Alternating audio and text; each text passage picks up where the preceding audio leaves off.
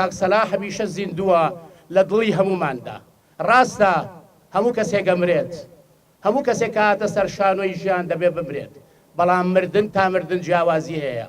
ئەو مردنانەی لە پێناوی گەل و وڵاتایە، ئەو مردنانەی لە پێناوی بیر و باوەڕایە زۆر جیاوازە لە مردنەکانی تر. بۆیە تەنها ئەوانن دەچنە کاروانی نەمرانەوە کە لە پێناوی بیر و باوەڕی نیشتیمانی و شۆڕجێڕی و نەتەوەییە بە خاک دەستپێرنێن کە کاک سەلاح یەکێکە لەو تێکۆشەرانەی کە هەمومان شانازی بەڕابردووی پڕ لە خەبات و تێکۆشانیەوە بکەین کە هەر لە سەرەتای لاوێتیەوە تا بە خاک سپێرا هەمیشە لە بەرەی گەلەکەی و بەرەی میلەتەکەمانە بووە.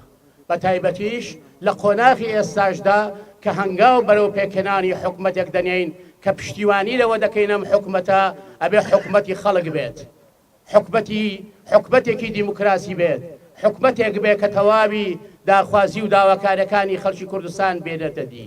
بۆیە ئێمە هەمیشە داکۆچی لە داخوازی و داوا ڕەواکانی گەلەکەمانەکەین لە پێکێنانی حکومەتدا بۆ ئەوەی ئەو حکومەتە ڕنج و تێکۆشانی دەیان و سەدان تێکۆشەری وەکو کاک سەلاح و دەیان و هەزارە خوێنی شەهیدمان بە فیڕۆ نەڕوات. بۆیە حکومەتێکە بێت لەسەر بنەمای هاوسەنگی نێوان هێزەکان و نووسینەوەی دەستوری هەرێم و ئەو دەستور یاسانەش کە ڕەهەندی نیشتیمانی و نەتەوەییانەیە پێویستە لە پێناوی ئەم گەل و وڵاتە بە سازانی سیاسی بنووسرێتەوە. کەس و کار و بنەماڵە و هاوڕێ و یاوەرانی هەمیشە زیندوو هەمیشە پێشمەرگە و قارەمان کاک سەلاح چاوشین بە ناوی بزوتنەوەی گۆڕان و جباتی گشتیەوە کە کاک سەلاح یەکەمین سکرتێری ئەو جباتە و لە دامەزرێنەرانی بزوتنەوەی گۆڕان بوو. بە خێراتنتان دەکەم و دەخوازم خودای میهرەبان سەبووری دڵی گەرمی هەموو لایەکمان بدا بۆ ئەم کۆچە ناوادەیەی ئەم جوامێرە کۆڵ لە دەر و قارەمانە.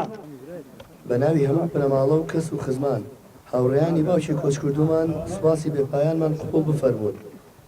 لە قوڵایی دڵمانەوە لە ماوەی ئەم چەند مانگەی ڕابردوودا سپاسی هەموو ئەو کەس و لایەنانە دەکەین کە ئەم کۆسە گەورەیان لەگەڵ هەڵگرتی بە شەو و بە ڕۆژ لە ناو و لە دەرەوە شانبەشانی ئێمە لە تەنیشتمان بوون. خاوەنداریان کرد لە باوکمان سەلاح چاوشین. دیارە ئێمە سەلاح چاوشین بە موڵکی هەمووتان دەزانین. کۆچکردوو ڕۆڵەی بە وەفا و خەباتکاری نیشتیمان بوو. سەرانسەری ژیانی لە پێناوی ڕزگاری کورد و کوردستان تەرخان کرد.